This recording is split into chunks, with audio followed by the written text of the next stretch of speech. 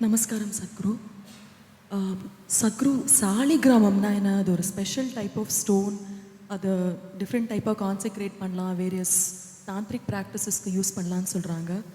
Is there any specification like what kinds of materials we can use for such kinds of practices or consecrations? And what is the specific this thing of a Saligram?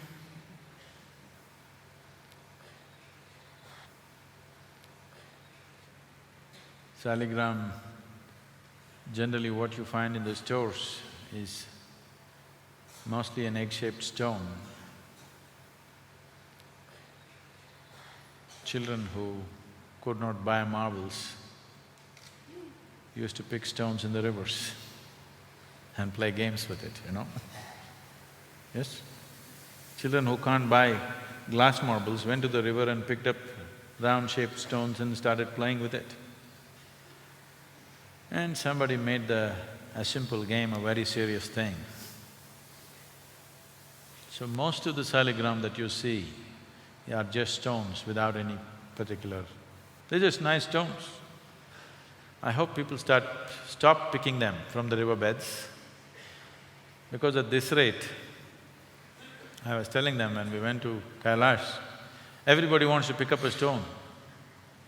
There was a time when people were walking from here, from Tamil Nadu, people walked all the way to Kailash. If 10 people started off, only 2 people came back. At that time, it was okay for those people to bring 2 small pieces of stone all the way, because anyway they wouldn't bring this big stone carrying, walking all the way back. They brought 2 small stones for the 8 people that they left back there. That was okay.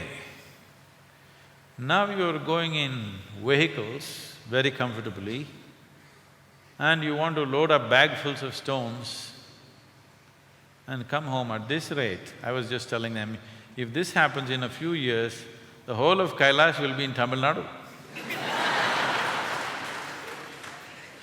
We're transporting the whole mountain piece by piece.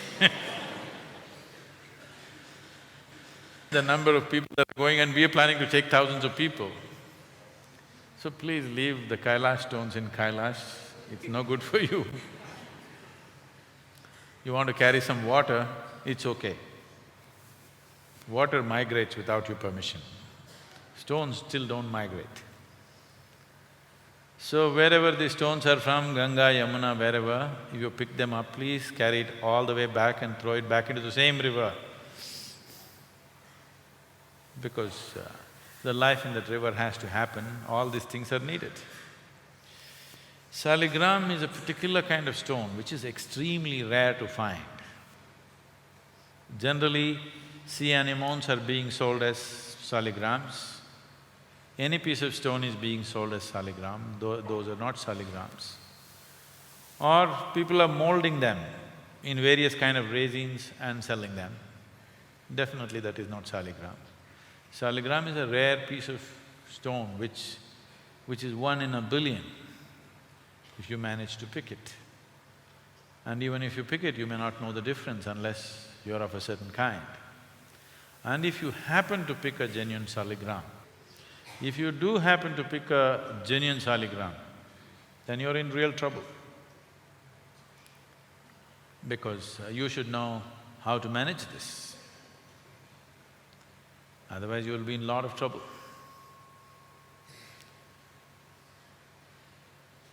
It can also make your life if you know how to use it.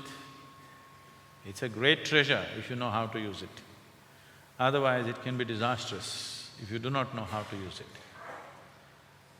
People who are living in family situations, simple lives without much discipline, without much focus, without much awareness, should never ever keep a Saligram in their home.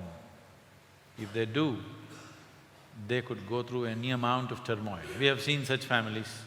Somebody, 2, 3 generations ago, your grandmother, grandfather, somebody brought a Saligram, they made their life out of it.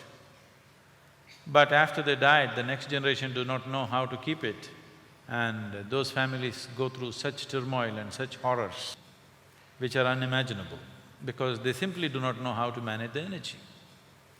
It is like you have a powerhouse You have a power generating source in your house and you don't know how to manage the energy and you will be constantly in trouble, isn't it? Whatever you touch, you will be in trouble. So this is just like that, it's a tremendous power storehouse of energy. It is like a mini cosmos. It is a microcosmos in its own way, because it carries the same type of energy as cosmos would in its magnified version. So, this thing about seeking ekamukhi, seeking saligrams,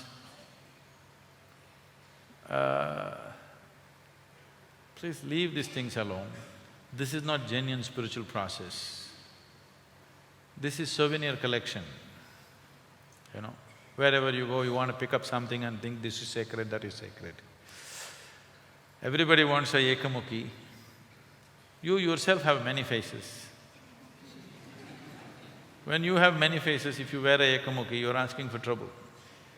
If your whole life is just one-pointed and then you wear it, it's a great thing. Your life is going in different directions, you're playing many roles, you have different faces for different people that you see in your life, don't you? Don't you have many faces, I'm asking? When you have many faces, if you wear a ekamukhi, you're looking for trouble, just like that. Stop looking for these fanciful things, there is something that you can do with this one, let's do that.